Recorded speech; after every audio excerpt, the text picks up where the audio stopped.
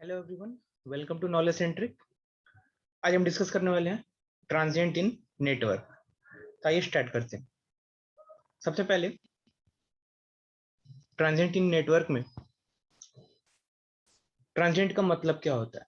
तो ट्रांजिएंट का मतलब होता है शॉर्ट लिव्ड, मतलब ऐसी चीज जो बहुत कम टाइम के लिए हो, स्मॉल ड्यूरेशन ऑफ टाइम, उसको हम बोलेंगे ट्रांजिएंट। तो इसको समझते हैं कि एक्चुअल में ट्रांजिएंट हमारी लाइफ में कैसे होता है और फिर इसको हम फिर नेटवर्क में अप्लाई करेंगे। तो एग्जाम्पल के लिए लेट अस सपोज कि आप सो रहे हो, है ना। आप सो रहे हो, इट मींस एक नया टर्म आएगा आपके पास। इस समय आप स्टडी स्टेट में हो, स्टडी स्टेट में हो, स्टडी स्टेट में हो, ठीक है। अच्छा, अभी आप सो रहे हो, अचानक से कोई आपको उठाए, मम्मी पापा कोई भी आपको उठाए, तो आप कुछ इस पोजीशन में आओगे। लेकिन ये वाला जो पोजीशन है, ये वाला, ये बहुत देर तक के लिए नहीं होता है, मतलब time person to person vary करता है। कोई हो सकता है कि 2 मिनट में अपने आप को इस पोजीशन से नेक्स्ट पोजीशन पे ले जाए, है ना, जो हमारा तीसरा पोजीशन है। तो इट मीन्स क्या है, देखो, अभी हम आराम से सो रहे थे, हमको किसी ने डिस्टर्ब किया, तो हम उठे, अब थोड़ी देर बाद हम फिर पढ़ने के लिए बैठ गए। तो अब ये वाला जो पोजीशन है, जब अभी हम पढ़ने के लिए बैठ गए, फिर हमारा ये स्टडी स्टेट है, स्टडी स्टेट। लेकिन ये जो स्टेट है, ये वाला स्टेट, ये हमारा ट्रांजिएंट स्टेट है, जो थोड़े टाइम के लिए आया, ठीक है। तो आई होप आपको एक फिजिकल सिग्निफिकेंस समझ में आया होगा ट्रांजिएंट का। Transient means short duration of time. हाँ, मे भी हो सकता है कि ये वाला जो ड्यूरेशन है, ये कुछ लोगों के लिए आधे घंटे या 1 घंटे का हो, है ना, हाफ आवर, वो डिपेंड करता है ना, वो टाइम कांस्टेंट इसमें एक टर्म होता है, उस पर डिपेंड होता है, तो वो पर्सन टू पर्सन वेरी कर सकता है। बट स्टडी स्टेट से ट्रांजिएंट, फिर ट्रांजिएंट से कुछ टाइम बाद स्टडी स्टेट में हम आ जाते हैं, ठीक है। अच्छा, इसको एक और तरीके से देख सकते हैं, जस्ट इसका रिवर्स। कैसे? अभी हम पढ़ रहे थे, है ना, पढ़ रहे थे, तो हमारा स्टडी स्टेट है, स्टडी स्टेट में थे हम, पढ़ाई कर रहे थे। फिर हमें हल्की हल्की सी नींद आने लगी, है ना, तो नींद आने लगी तो हम फिर ट्रांजिएंट में जाएंगे, ठीक है। अच्छा, अब ट्रांजिएंट में गए, फिर हम सोने चले गए, तो अब फिर से हम स्टडी स्टेट में आ गए। लेकिन ये वाला जो टर्म है, ये हमारा ट्रांजिएंट है, ट्रांजिएंट स्टेट है, ठीक है। अब ऐसा भी समझ सकते हो कि जब आप बेड पे जाते हो सोने के लिए, तो तुरंत तो सोते नहीं हो, है ना, उसमें फिर FB होता है, व्हाट्सएप होता है, बहुत से इंपॉर्टेंट लोगों को मैसेज करना होता है आपको। तो वो सारी चीजें आप ट्रांजिएंट मान सकते हो, कुछ टाइम के लिए होता है, एट द लास्ट आपको फिर स्टडी स्टेट में जाना होता है। तो ये एक बेसिक फिजिकल सिग्निफिकेंस है ट्रांजिएंट का, ठीक है। अब इसको, अब धीरे धीरे हम अपने इलेक्ट्रिकल में आ रहे हैं, इलेक्ट्रिकल की उसमें टर्म्स में आ रहे हैं। अब देखो, यहाँ पे, यहाँ से लेके यहाँ तक, लेट सपोज वो सो रहा था, यहाँ पे वो सो रहा था, स्लीपिंग, है ना, सो रहा था, स्लीप। अच्छा, अचानक से फिर मम्मी आई, उसकी मम्मी आई तो उसकी नींद खुली, मतलब वो थोड़ा सा डिस्टर्ब हुआ, लेकिन ज्यादा इफेक्ट नहीं हो रहा है। फिर अचानक से पापा आ गए, अब पापा आए तो डिस्टर्बेंस ज्यादा हो गया, है ना, डिस्टर्बेंस जैसे ही ज्यादा हुआ, फिर नींद खुल गई, फिर वो पढ़ने बैठ गया। तो देखो, ये वाला जो स्टेट है, ये हमारा डिस्टरबेंस के बाद का स्टेट है, ये भी स्टडी स्टेट ही है ना, डिस्टरबेंस से पहले भी स्टडी स्टेट ही है। लेकिन हमारा दोनों स्टडी स्टेट के बीच में हमारा कुछ ट्रांजिएंट बिहेवियर है, और इसी को हमें स्टडी करना है। जैसे एग्जांपल के लिए, मान लो एक सिंपल सा एक ऐसा समझ लो आप, एक रेजिस्टेंस और एक इंडक्टर है, मान लो, ठीक है। इसके साथ हमने एक बैटरी कनेक्ट करने की कोशिश करी, ठीक है, एक स्विच लगा दिया, एक स्विच लगा दिया। अच्छा देखो, जैसे ही ये स्विच क्लोज करेंगे, वैसे ही क्या होगा, इस रेजिस्टेंस और इस इंडक्टर में कुछ ना कुछ तो चेंज होगा, वोल्टेज करंट कुछ ना कुछ तो चेंज होगा। पहले जो वोल्टेज या करंट होगा, जैसे हम कुछ डिस्टरबेंस कुछ अप्लाई करेंगे, तो ऑब्वियसली इन दोनों में कुछ ना कुछ डिस्टरबेंस होगा, है ना। अब उसी को पढ़ना है कि वो डिस्टरबेंस क्या होता है, कैसे होता है, उसी को हम ट्रांजिएंट बोलते हैं। ठीक है, अच्छा। तो अब यहाँ पे हम देख रहे हैं, लेट सपोज ये कोई नेटवर्क है, ठीक है, एन से डिनोटेड है, ये नेटवर्क है हमारा। अच्छा, इस नेटवर्क में एक यहाँ पे वोल्टेज सोर्स हमने लगा रखा है, मान लो V, और ये स्विच है। इस स्विच को हम कब क्लोज करेंगे? T इज इक्वल टू 0 पे, है ना। यहाँ से एक हमें टर्म पता चल रहा है ध्यान से, कभी भी स्विच वो ओपन भी हो सकता है स्विच, या क्लोज भी हो सकता है, लेकिन उस उस इंस्टेंट को हम हमेशा T is equal to 0 represent करेंगे। डिपेंड करता है, मतलब कई सर्किट में आपको स्विच पहले से क्लोज होगा, बाद में वो ओपन करेगा, उस केस में भी आपको T इज इक्वल टू 0 ही कंसीडर करना है। मतलब जहां जब चेंज आएगा, चेंज मतलब T इज इक्वल टू 0। अच्छा, जैसे हमने इस स्विच को क्लोज किया, कब कब क्लोज किया? T इज इक्वल टू 0 पे। तो जैसे ही क्लोज किया, अब इस नेटवर्क में कुछ ना कुछ चेंज आएगा, उसी चेंज को हमें स्टडी करना है, उसी को हम बोलते हैं ट्रांजिएंट। अच्छा, अब देखो ये जो नीचे आपको दिख रहा है, ये हमारा टाइम, ये चीज आपको लिए बहुत इंपॉर्टेंट है। टाइम, देखो ये हमारा, ये जो इंस्टेंट है, ये हमारा T is equal to 0 instant है। T is equal to 0 instant. इसी इंस्टेंट पे क्या हो रहा है? जो हमारा स्विच है वो क्लोज हो रहा है। अच्छा, इससे जस्ट पहले एक हमने एक नया टर्म दिया, उसको दे दिया 0 माइनस। स्विच के बंद होने के, स्विच के क्लोज होने के बाद का जो टाइम है, उसको मान लो हमने बोल दिया 0 प्लस। ये चीजें बहुत ध्यान से सुनना। स्विच के जस्ट पहले 0 माइनस, स्विच के जस्ट बाद 0 प्लस, जब स्विच क्लोज हुआ उसको हमने बोल दिया T इज इक्वल टू 0। अच्छा, इन दोनों के बीच में जो डिफरेंस है ना, वो बहुत बहुत कम है, मतलब अप्रोक्सीमेटली मान के चलो वो 0 ही है। मतलब हो सकता है ये जो 0 माइनस हो, ये 0.0000001 समथिंग ऐसा हो, और ये जो 0 ये माइनस में मान लो, और ये जो प्लस में 0 प्लस है, ये भी कुछ ऐसा ही होगा, 0.0000 कुछ भी। मतलब बहुत माइन्यूट सा है डिफरेंस, लेकिन ये इंस्टेंट हमें पता रखना चाहिए। स्विच के क्लोज होने से पहले 0 minus, T is equal to 0 minus, switch के क्लोज होने के बाद T is equal to 0 plus. अच्छा, ये हमारा जो ये इनफाइनाइट टाइम है, T is equal to infinite, बहुत बहुत लंबे टाइम तक के लिए, ठीक है। ये वाला जो पार्ट है, ये माइनस इनफाइनाइट है। अच्छा, अब एक चीज देखो ध्यान से समझना, पहले हम क्या थे, पहले हम सो रहे थे, फिर हमें किसी ने डिस्टर्ब किया, फिर हम ट्रांजिएंट स्टेट में आए, पहले स्टडी स्टेट में थे, फिर हमें किसी ने डिस्टर्ब किया तो हम ट्रांजिएंट में आए, फिर हम पढ़ने बैठ गए, मतलब फिर हम स्टडी स्टेट में आ गए। ऐसा ही तो था। अब मैं एक मिनट कलर चेंज कर ले रहा हूँ ताकि आपको, अच्छा देखो, अच्छा, टी इज इक्वल टू 0 पे स्विच क्लोज हो रहा है ना, टी इज इक्वल टू 0 पे स्विच क्लोज हो रहा है, यानी कि टी इज इक्वल टू 0 से पहले ये वाला जो टाइम है, इस टाइम पे तो हमारा नेटवर्क क्या है, एक तरह से सो रहा है, मतलब अभी इस पे हमने कोई डिस्टरबेंस नहीं दिया। इसका मतलब यहाँ पे भी तो वो स्टडी स्टेट में ही है। अच्छा, जैसे ही हम क्या कर रहे हैं, जैसे ही स्विच को क्लोज कर रहे हैं, यानी कि यहां से लेके और कुछ टाइम तक, कितने टाइम तक, वो टाइम बोलते हैं 5 टाउ। अब टाउ क्या है अभी आपको समझ में आ जाएगा। टाउ मतलब टाइम कांस्टेंट, मतलब स्विच के क्लोज होने के कुछ टाइम तक वो ट्रांजिएंट स्टेट में रहेगा, और फिर उसके बाद से वो स्टडी स्टेट में चला जाएगा। ठीक है, यही बिहेवियर है हमारे किसी भी नेटवर्क का। जब तक हमने नेटवर्क में डिस्टरबेंस नहीं दिया, वो स्टडी स्टेट में था। जब डिस्टरबेंस दिया तो कुछ टाइम के लिए वो ट्रांजिएंट में जाएगा, फिर स्टेडी स्टेट में चला जाएगा। ठीक है, अच्छा, आगे बढ़ते हैं। अब कुछ बातें जो आपको बेसिकली पता होना चाहिए, ये मैं आपको लास्ट में प्रूव भी करूंगा इसको। Sudden change of current, sudden change of current are not accepted in inductor. मतलब इंडक्टर के केस में आप करंट का सडन चेंज नहीं एक्सेप्ट कर सकते हो। इंडक्टर कभी भी करंट को सडनली चेंज नहीं करता है। ये एक फैक्ट है जो आपको पता होना चाहिए। मैं अभी इसको मैथमेटिकली प्रूव भी करूंगा, और ये बेसिक इलेक्ट्रिकल में आई थिंक आप सबने पढ़ा होगा, आपको पता होगा। सेकंड पॉइंट है, कभी भी sudden change of voltage capacitor accept नहीं करता है। यानी कि inductor sudden change of current accept नहीं करता है। अचानक से करंट चेंज नहीं हो सकता इंडक्टर में, और अचानक से कैपेसिटर में वोल्टेज चेंज नहीं होता है। इसको मैथमेटिकली भी देखेंगे, तो ये 2 पॉइंट आपको ध्यान में रखने हैं।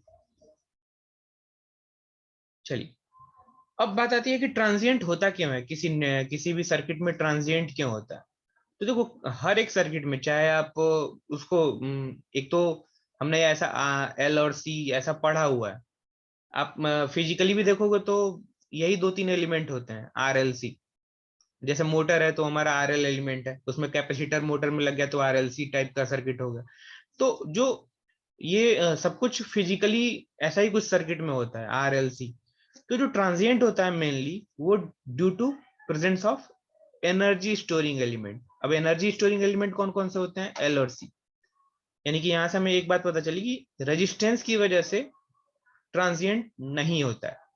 ट्रांजिएंट किसकी वजह से होता है, एल और सी की वजह से। मतलब जैसे हमने कोई चेंज किया तो एल और सी ही जो है वो हमें थोड़ा बहुत डिस्टर्ब करेगा, बाकी कोई रेजिस्टेंस से हमें कोई ज्यादा दिक्कत नहीं होने वाली है। अच्छा, एक और बात, energy present in L and C can not change instantaneously. मतलब सेम वही चीज है कि एनर्जी एल, मतलब इंडक्टर और कैपेसिटर में अचानक से चेंज नहीं होता। अब देखो, जैसे आप ऐसा समझो, अभी हमने इसके पिछले वाले स्लाइड में पढ़ा था कि जो इंडक्टर है वो करंट को सडनली चेंज नहीं करता, और जो कैपेसिटर है वो वोल्टेज को सडनली चेंज नहीं करता। अच्छा, एनर्जी इंडक्टर में क्या होता है, हाफ एल आई स्क्वायर, और कैपेसिटर के केस में क्या होता है, half C V square energy होती है। तो एक बात बताओ, जब यही सडनली चेंज नहीं हो रहा है तो एनर्जी कैसे सडनली चेंज होगा, ये भी नहीं होगा चेंज। ऐसे ही अगर कैपेसिटर के केस में वोल्टेज सडनली चेंज नहीं हो रहा है, इसका मतलब जो हमारा कैपेसिटर का जो वोल्टेज है, सॉरी एनर्जी है, वो भी सडनली चेंज नहीं होगा। तो वही चीज उसने लिखा हुआ है कि energy present in L and C can not change instantaneously. तुरंत के तुरंत एनर्जी में भी चेंज नहीं आएगा, है ना, टाइम लगेगा उसको चेंज होने में। ठीक है, अब यहां से हमारा मेन नेटवर्क स्टार्ट होता है, ट्रांजिएंट। अच्छा देखो, एक बात समझना कि ये फ्रीक्वेंसी क्या होता है। अभी सबने हमने पढ़ा है, frequency is equal to one upon time period, पढ़ा है सबने। Frequency is equal to one upon, ये सिर्फ चीजों को आसान करने के लिए है ना। अभी ये जो मैं तरीका बताऊंगा आपको, ये सिर्फ ऐसा कि जब आप क्वेश्चन को सॉल्व करने जाओगे तो आपको बार बार डिराइव नहीं करना पड़ेगा, है ना। मैं इसका डेरिवेशन आपको करके बताऊंगा लास्ट में। ये आपको सिर्फ ध्यान में रखने के लिए है कि एक्चुअली क्या होता है जब स्टेडी स्टेट होता है तो ओपन सर्किट होता है, शॉर्ट सर्किट होता है, वो हमेशा हमारा कंफ्यूजन होता है। तो फ्रीक्वेंसी जो है वो क्या है, वन अपॉन टाइम पीरियड। ठीक है। अच्छा, अब एक बात बताओ, अगर मान लो किसी ने बोल दिया कि टाइम जो है वो जीरो है, ठीक है, अगर टाइम जीरो तो फ्रीक्वेंसी कितना हो जाएगा, वन अपॉन जीरो, मतलब इनफाइनाइट। अच्छा, फ्रीक्वेंसी हो गया इनफाइनाइट। अच्छा, फ्रीक्वेंसी को एक, ये तो हमारा फ्रीक्वेंसी जो होता है ये हर्ट्ज में होता है ना। और एक फ्रीक्वेंसी जो होता है ओमेगा, जो होता है रेडियन पर सेकंड में, ये भी तो फ्रीक्वेंसी है। और वो ओमेगा कैसे रिप्रेजेंट करते हैं, टू पाई एफ से, सबने पढ़ा हुआ है। अच्छा, अब एक चीज देखो, omega is equal to two pi, अगर टाइम जीरो है, T is equal to zero, तो फ्रीक्वेंसी इनफाइनाइट, यानी कि फ्रीक्वेंसी इनफाइनाइट है, तो ओमेगा की वैल्यू कितनी आ गई, इनफाइनाइट। कोई दिक्कत? अच्छा, आई थिंक इसमें कोई प्रॉब्लम नहीं होगा, बहुत इजी है। अच्छा, अब मान लो किसी ने बोल दिया कि टाइम जो है वो इनफाइनाइट है, let us suppose time infinite है। अच्छा, टाइम इनफाइनाइट है तो फ्रीक्वेंसी वन अपन इनफाइनाइट, मतलब जीरो। अच्छा, फ्रीक्वेंसी जीरो, तो omega is equal to two pi f, ये भी कितना आ जाएगा, जीरो। ये स्लाइड को रखने का सिर्फ यही मतलब था कि आपको ये बात पता हो, बस आप इतनी बात ध्यान रखिए, अगर टी जीरो, टाइम जीरो है, तो फ्रीक्वेंसी भी इनफाइनाइट, मतलब ओमेगा भी इनफाइनाइट, है ना। अब मैं ये ओमेगा क्यों बार बार ले रहा हूं, क्योंकि देखो, जब आप एक्सएल पढ़ते हो, टू पाई एफ एल, है ना, या फिर ओमेगा एल, और एक्स सी की वैल्यू पढ़ते हो one upon two pi f सी, है ना, या फिर वन अपान ओमेगा सी। तो आपको यहीं से ये चीजें क्लियर हो जाएंगी, ठीक है। अच्छा, दोनों की यूनिट क्या होती है, यूनिट होती है ओम। एक्सएल और एक्सी दोनों की यूनिट होती है ओम। अच्छा, ऐसे ही अगर टाइम इनफाइनाइट है, अगर टाइम इनफाइनाइट मतलब frequency zero, frequency zero means omega भी जीरो, ठीक है। अच्छा, एक बात और ध्यान से समझिएगा, मैं ऐसे आपको समझा देता हूं। देखो, जैसे हमने पढ़ा है v is equal to I R, सबने पढ़ा है। अच्छा यहाँ से अगर करंट की वैल्यू निकालें तो क्या आ जाएगा, v अपन में आर। अच्छा मान लो किसी ने बोल दिया कि जो रेजिस्टेंस है इसकी वैल्यू इनफाइनाइट है, लेट अस सपोज, तो करंट कितना होगा, करंट हो जाएगा जीरो, है ना। अगर resistance infinite means current zero. अच्छा करंट जीरो का मतलब क्या हुआ, कि कोई करंट फ्लो नहीं हो रहा है। अच्छा करंट का मतलब हमेशा ऐसे समझना, करंट का मतलब वाटर, पानी, पानी हमेशा फ्लो कब होगा, जब पाइप जो है वो क्या हो, कनेक्टेड हो। अच्छा मान लो पाइप बीच में से टूट जाए, मान लो ये पाइप था, ये पाइप बीच में से टूट गया, मान लो ऐसा हो गया, ऐसा पाइप था बीच में से टूट गया, तो क्या यहाँ से यहाँ पानी जाएगा, क्या वाटर जाएगा, नहीं, नीचे गिर जाएगा। इसका मतलब यहाँ पे वाटर इस साइड नहीं पहुंच रहा है। सेम वही चीज है करंट के साथ भी, करंट तभी इस जगह इस पॉइंट से इस पॉइंट पे नहीं जा पाएगा जब वो क्या हो, ओपन सर्किट हो, खुला हुआ हो, ठीक है। अगर कहीं भी करंट जीरो है इसका मतलब वो क्या है, ओपन सर्किट, ठीक है। अच्छा अगर मान लो किसी ने बोल दिया कि रेजिस्टेंस जीरो, अगर resistance zero it means voltage zero, voltage zero का मतलब क्या है, शॉर्ट सर्किट, है ना। अगर कहीं पे वोल्टेज जीरो है इट मींस वहां पे शॉर्ट सर्किट है, अगर करंट जीरो है इट मींस वहां पे ओपन सर्किट है, ठीक है। अच्छा अब इसी को मैं इससे रिलेट कर रहा हूं। अच्छा इस रेजिस्टेंस की यूनिट क्या होती है, ओम, यानी कि अगर ओम इनफाइनाइट है, ध्यान से समझना बच्चा, रेजिस्टेंस की यूनिट ओम, अगर ओम इनफाइनाइट, अगर ओम इनफाइनाइट है, अगर ओम की वैल्यू या रेजिस्टेंस की वैल्यू इनफाइनाइट है, तो करंट जीरो मतलब ओपन सर्किट। अच्छा इन दोनों की यूनिट भी तो वही है, एक्सी और एक्सएल, एक्सएल की वैल्यू भी, रिएक्टेंस जो है इसकी वैल्यू भी ओम है, एक्सी इसकी वैल्यू भी ओम है। यानी कि अगर कोई तुमसे बोले ऐसा कि XL is equal to infinite हो गया, तो एक्सएल अगर इनफाइनाइट है, इनफाइनाइट ओम है, इसका मतलब करंट कितना है वहां पे, जीरो, सिंपल। अच्छा अगर करंट जीरो इसका मतलब ओपन सर्किट। किसी ने ऐसा बोल दिया है कि एक्सएल की वैल्यू है जीरो, मान लो जीरो ओम, अगर एक्सएल की वैल्यू जीरो ओम इसका मतलब वोल्टेज वहां पे क्या हो गया, जीरो, इट मींस वो है शॉर्ट सर्किट, शॉर्ट सर्किट। तो आई थिंक ये बहुत बेसिक है जो आपको पता होगा। चलिए आगे बढ़ते हैं। अब यहाँ पे हम बात करते हैं, ध्यान से समझिएगा। सबसे पहले तो इंडक्टर, इंडक्टर के लिए हम एल से रिप्रेजेंट कर रहे हैं, और यहाँ पे लिखना है XL, XL is equal to 2 pi f L, या फिर हम इसको लिख सकते हैं ओमेगा एल, और इसकी यूनिट होती है ओम। सेम ऐसे ही कैपेसिटर के केस में सी से रिप्रेजेंट कर रहे हैं, X C is equal to 1/2 pi f C, या फिर 1/ओमेगा सी, ठीक है। इसकी यूनिट भी होती है ओम।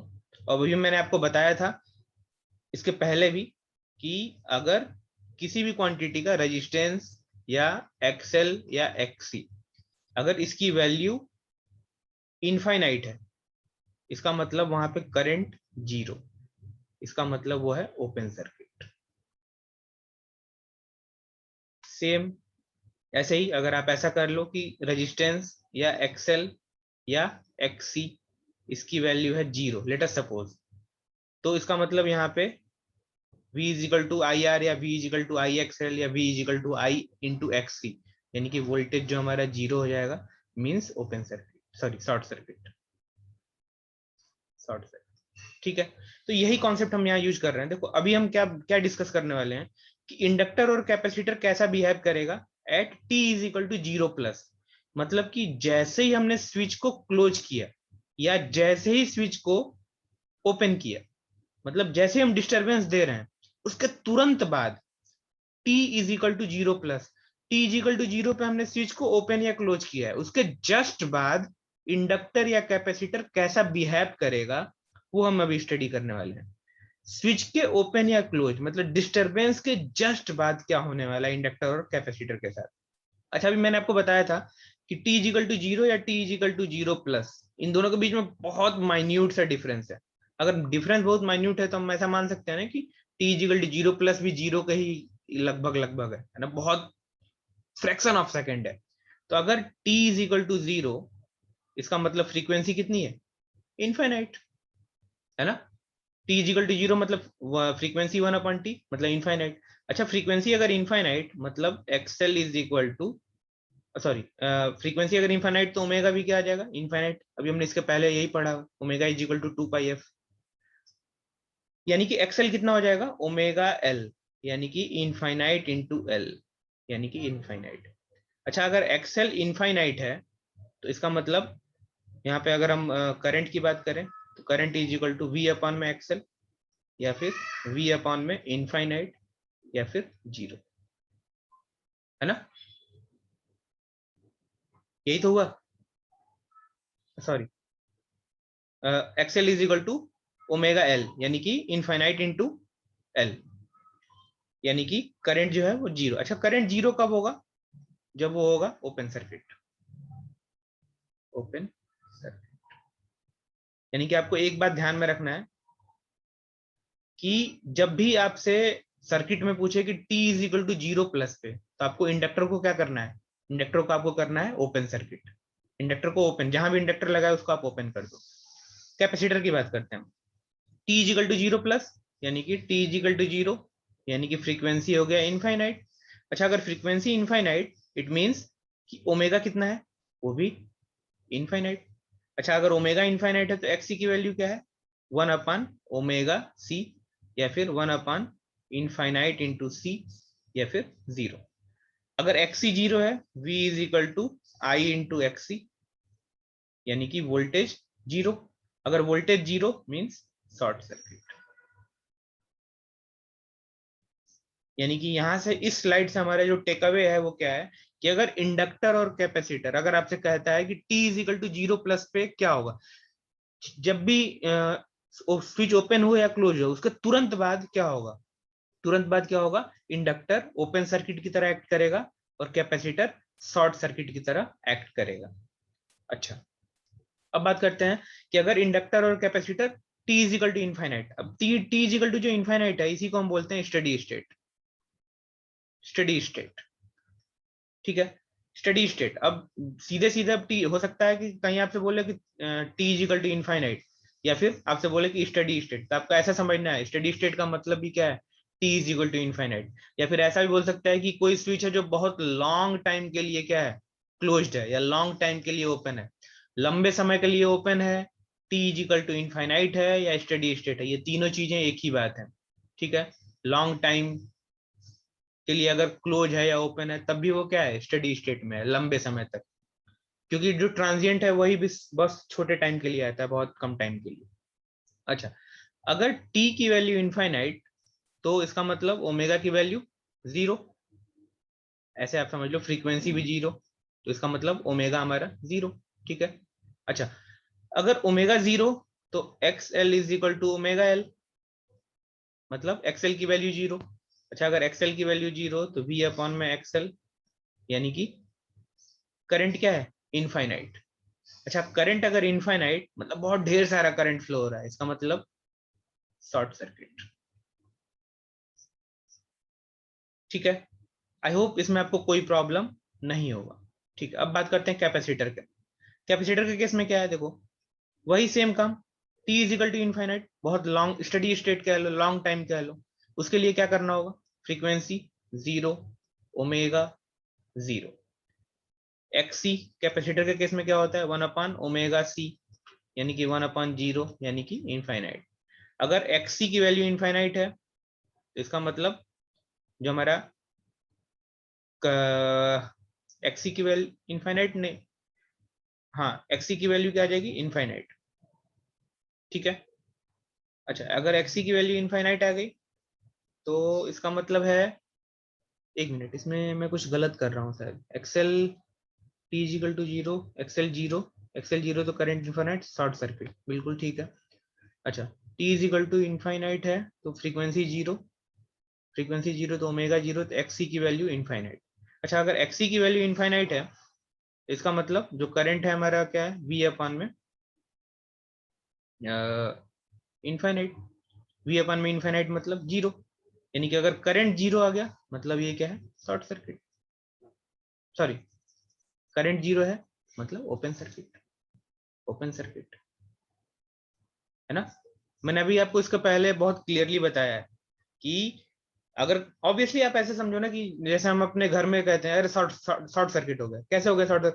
बहुत ढेर सारा करंट फ्लो हुआ तो उससे क्या हुआ, मतलब heating loss, I square R loss ज्यादा हो गया तो बर्न हो गया, इसीलिए हम उसको शॉर्ट सर्किट बोलते हैं, है ना।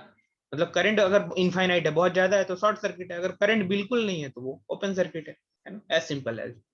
यानी कि यहाँ से भी हमें एक टेक अवे मिला, क्या मिला कि अगर स्टेडी स्टेट की बात कर रहा है या T is equal to infinite की बात कर रहा है, लॉन्ग टाइम के लिए कोई स्विच ओपन है या क्लोज है, उस टाइम पे इंडक्टर को हम शॉर्ट सर्किट करेंगे और कैपेसिटर को ओपन सर्किट करेंगे। तो मेरा आपसे आपसे एक रिकमेंडेशन है कि यार इन दोनों में से आप किसी एक को ध्यान में रखो, है ना। क्योंकि अगर इसमें T is equal to infinite पे अगर शॉर्ट सर्किट है तो टी इज इक्वल टू 0+ पे वो ओपन सर्किट होगा, है ना। तो अगर आप किसी एक को ध्यान में रखोगे तो आपका काम हो जाएगा, ठीक है। अच्छा, अब यहां से मैं आपको बता रहा हूं कि अगर स्टेडी स्टेट है तो स्टेडी स्टेट मतलब t is equal to infinite, या फिर स्टेडी स्टेट का मतलब फॉर लॉन्ग टाइम। अब वो ओपन भी हो सकता है, क्लोज भी हो सकता है ना। तो उस केस में इंडक्टर को आपको हमेशा क्या करना है, शॉर्ट सर्किट करना है। सर्किट में जहां भी इंडक्टर हो, अगर आपसे पूछ रहा है स्टेडी स्टेट में बताओ क्या होगा, करंट कितना होगा स्टेडी स्टेट में, जहां जहां इंडक्टर है उसको शॉर्ट कर दो और जहां जहां कैपेसिटर है उसको ओपन कर दो, सिंपल, ठीक है। अच्छा, स्टेडी स्टेट प्रैक्टिकली 5 टाउ तक होता है, मतलब 5 टाइम कांस्टेंट तक। और आइडियली उसको बोलते हैं कि वो जब इनफाइनाइट टाइम पे पहुंचता है तब स्टेडी स्टेट होता है। जैसे मान लो यहाँ पे कोई सिस्टम है, चल रहा था, अचानक से उसमें डिस्टरबेंस आया, तो फिर ये डिस्टरबेंस कितनी देर बाद दूर होगा, लगभग लगभग 5 टाइम कांस्टेंट। अब टाइम कांस्टेंट क्या होता है ये हम आगे के लेक्चर्स में देखेंगे। 5 टाइम कांस्टेंट में क्या होगा, वो जो हमारा सिस्टम है वो प्रैक्टिकली स्टेडी स्टेट में आ जाएगा। अगर आइडियली कहोगे तो वो T is equal to infinite पे हम ऐसा बोलते हैं, ठीक है। At steady state energy in L and C is constant. ये चीज बहुत इंपॉर्टेंट है आपके लिए।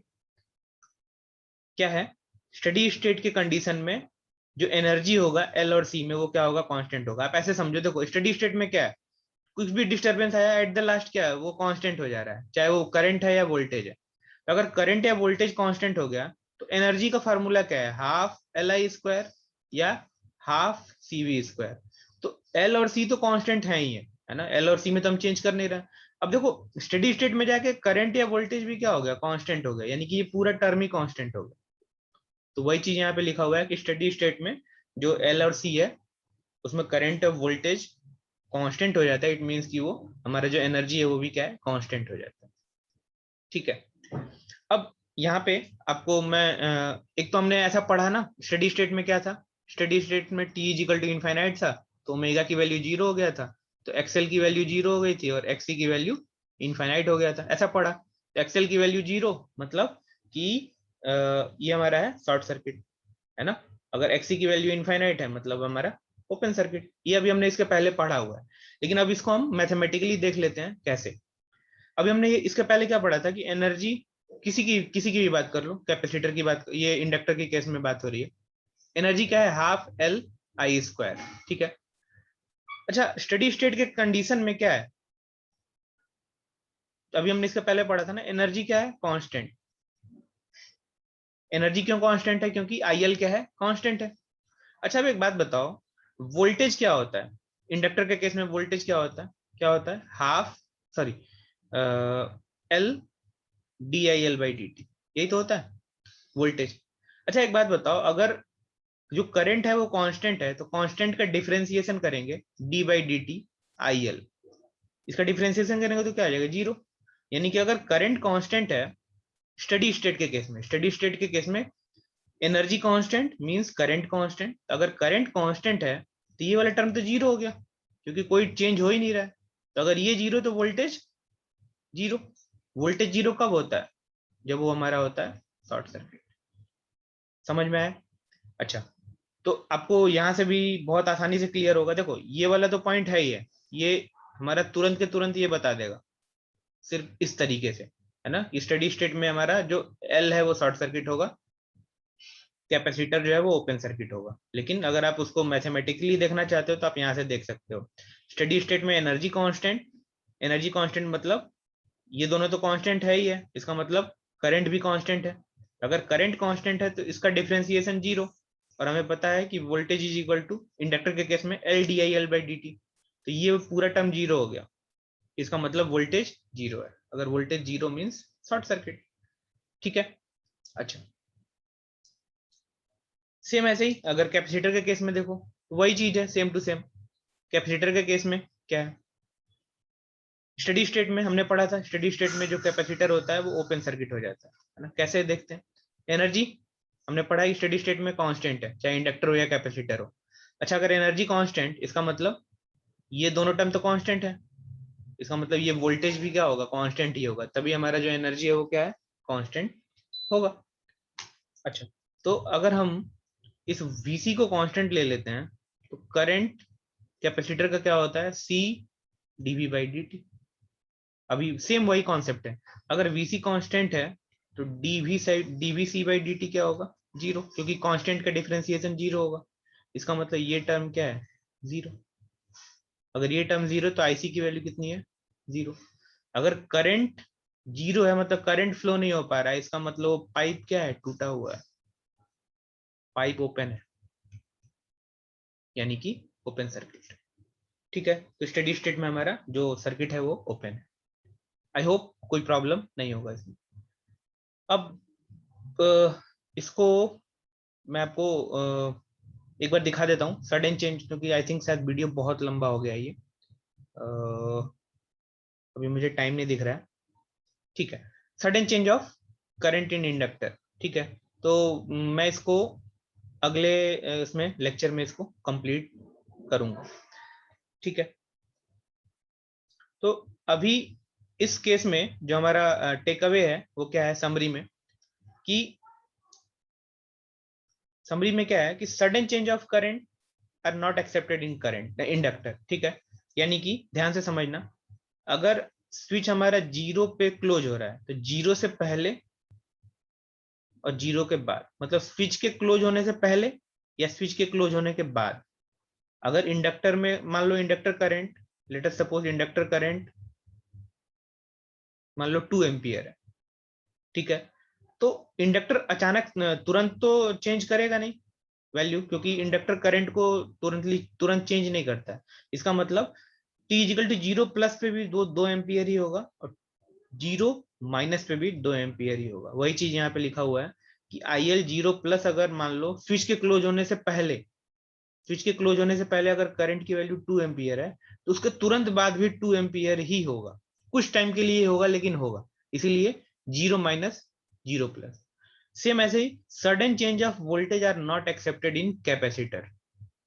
कैपेसिटर में भी सेम यही होगा, अगर कैपेसिटर मान लो ये जीरो टाइम है, T is equal to zero, switch को क्लोज किया या ओपन किया, जस्ट बाद जीरो प्लस पे अगर कुछ वोल्टेज होगा, जीरो माइनस पे कुछ वोल्टेज होगा कैपेसिटर के अक्रॉस। अगर कैपेसिटर के अक्रॉस स्विच के क्लोज होने से पहले मान लो 10 वोल्ट है, तो स्विच के जस्ट क्लोज होने के बाद भी 10 ही वोल्ट होगा कुछ टाइम तक, क्योंकि ये टाइम बहुत कम है और अचानक से हम कैपेसिटर का वोल्टेज चेंज नहीं कर सकते। यानी कि वही चीज यहाँ पे लिखा हुआ है कि Vc zero plus is equal to Vc zero minus. ठीक है, इसका डेरिवेशन मैं आपको अगले उसमें बता दूंगा, अगर आप कॉन्सेप्चुअली समझना चाहो तो आप यहाँ से समझ सकते हो। अच्छा, और क्या क्या टेक अवे है हमारा यहाँ से, पहले मैं इसको इरेज कर देता हूँ ये सारा।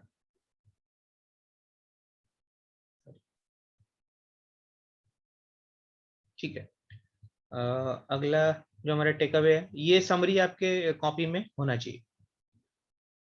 डीसी एक्साइटेशन, डीसी एक्साइटेशन में मतलब डीसी हम सप्लाई दे रहे हैं, सप्लाई डीसी दे रहे हैं, तो क्या होगा स्टेडी स्टेट में, तभी हमने पढ़ा था स्टेडी स्टेट के केस में क्या है, इंडक्टर जो था वो शॉर्ट सर्किट था और जो कैपेसिटर था वो ओपन सर्किट था। यही अभी हमने पढ़ा था।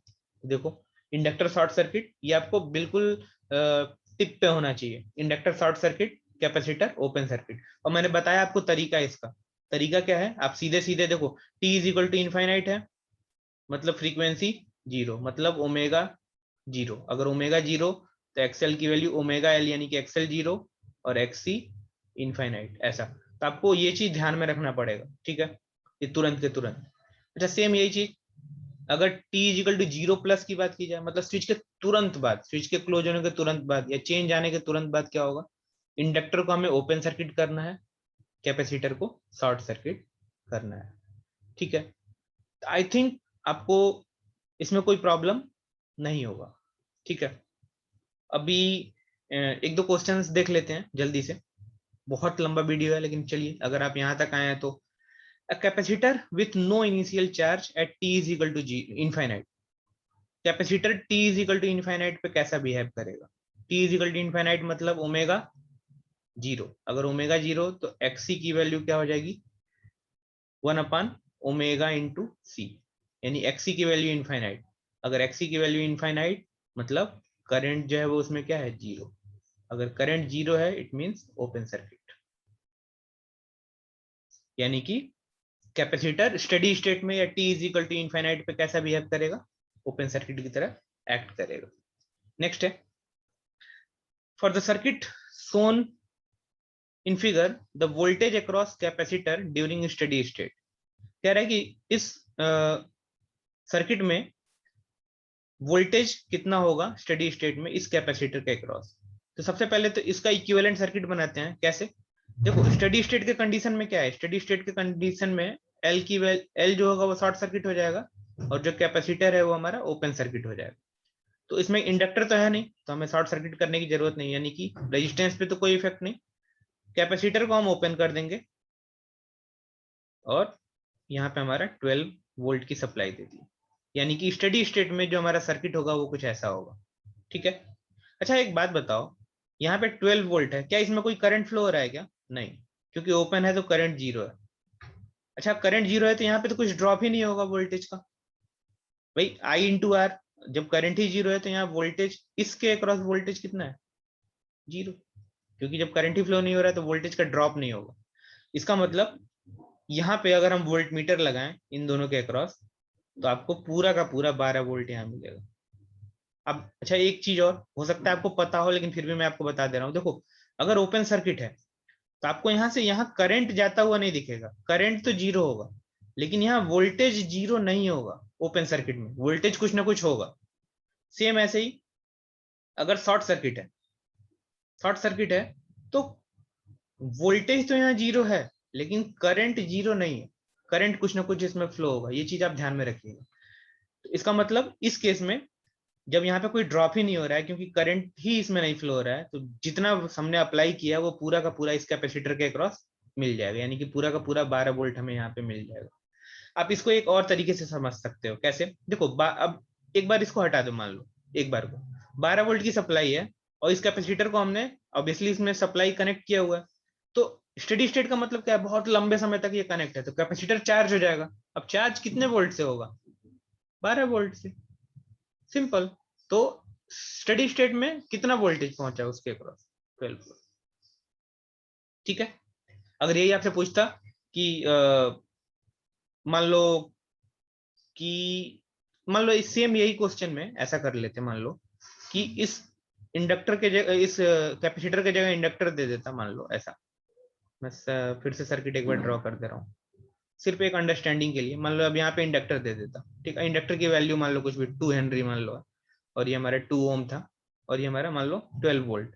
मान लो इसमें पूछता कि स्टेडी स्टेट में कितना करंट फ्लो हो रहा होगा, स्टेडी स्टेट में आपको पता है स्टेडी स्टेट के केस में क्या है, जो इंडक्टर है वो शॉर्ट सर्किट हो जाएगा, जब इसको शॉर्ट करोगे, जब इसको शॉर्ट कर दिया इस इंडक्टर को, तो क्या ये सिंपल सा क्या हो गया, वोल्टेज है और रेजिस्टेंस है, 12 वोल्ट की बैटरी है और 2 ओम का रेजिस्टेंस है, तो करंट नहीं निकाल लेंगे, करंट कितना आ जाएगा 12/2 6 एम्पियर, यानी कि करंट कितना फ्लो हो रहा है 6 एम्पियर। तो बस आपको ये ध्यान में रखना है कि स्टेडी स्टेट में कैपेसिटर को ओपन कर देना है और अगर इंडक्टर है तो उसको शॉर्ट सर्किट कर देना है, उसको वैसे सिंपल सा कैलकुलेशन कर लेना है, वोल्टेज या करंट जो पूछे वो हम बता देंगे। इसमें कह रहा है कि resistance and in another circuit element are connected in series, मतलब एक रेजिस्टेंस है और इसके साथ एक और एलिमेंट है यहाँ पे, उसका नाम नहीं इसने नहीं बता रखा, हो सकता है वो इंडक्टर होगा या हो सकता है कैपेसिटर होगा। कह रहे थे voltage across element is 0 after some time, मतलब कुछ टाइम के बाद वोल्टेज क्या हो जा रहा है, जीरो हो जा रहा है। अच्छा वोल्टेज जीरो मतलब क्या है, शॉर्ट सर्किट है ना। यानी कि ये जो हमारा सर्किट है ये क्या है, इस ये जो भी एलिमेंट था, कैपेसिटर था या इंडक्टर था, यहाँ पे जो भी था लगा हुआ, यहाँ का वो शॉर्ट सर्किट हो गया, यानी वोल्टेज जीरो हो गया। तब एक बात बताओ, कुछ टाइम बाद, मतलब कुछ टाइम के बाद वो शॉर्ट सर्किट हो गया, तो ऐसा कौन सा एलिमेंट है, कैपेसिटर या इंडक्टर, जो एक टाइम के बाद, लंबे टाइम के बाद शॉर्ट सर्किट हो जाता है, यानी कि स्टेडी स्टेट में ये हमारा शॉर्ट सर्किट होता है और ये हमारा ओपन सर्किट होता है। यानी कि यहाँ पे जो लगा हुआ एलिमेंट है वो क्या है, इंडक्टर है। यानी कि ये आरएल सर्किट की बात कर रहे हैं, रेजिस्टेंस तो था ही, इंडक्टर भी था। कुछ टाइम बाद जब इसमें हमने सप्लाई कनेक्ट किया, उसके कुछ टाइम बाद ये क्या हो गया, शॉर्ट सर्किट की तरह एक्ट कर रहा है, मतलब स्टेडी स्टेट में पहुंच गया है, तो यहाँ वोल्टेज क्या है, जीरो। यानी कि इसमें जो करेक्ट ऑप्शन है वो क्या है, इंडक्टेंस। ठीक है।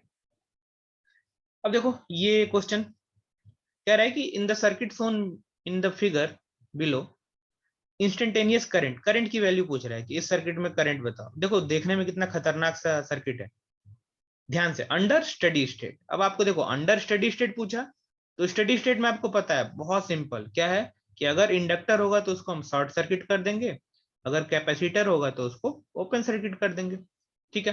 तो अब इस सर्किट को फिर से रीड्रॉ कर देते हैं, कैसे, देखो 5 वोल्ट की बैटरी लगा दी, या 5 वोल्ट का एक कैपेसिटर लगा दिया, मान लो यहाँ पे कैपेसिटर है शायद, ये है ना, कैपेसिटर है। ठीक है, कैपेसिटर लगा दिया, यहाँ पे एक एसी सप्लाई लगा दिया, यहाँ पे रेजिस्टेंस है, ये मैं फिर से उसी सर्किट को ड्रॉ कर दिया है ना शायद। अच्छा एक बात बताओ,